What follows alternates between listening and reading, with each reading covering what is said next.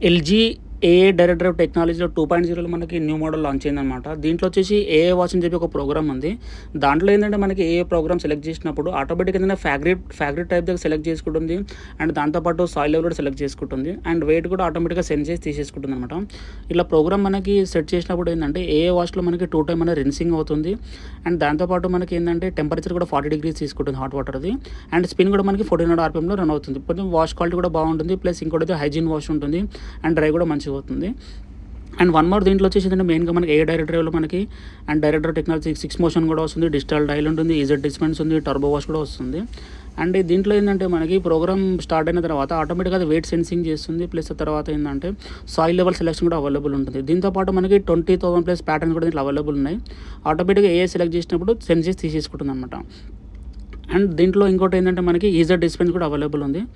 And ఏ డైరెక్టరీలో చూసుకోవచ్చు మనకి వాష్ క్వాలిటీ ఎలా రన్ అవుతుంది అనేది.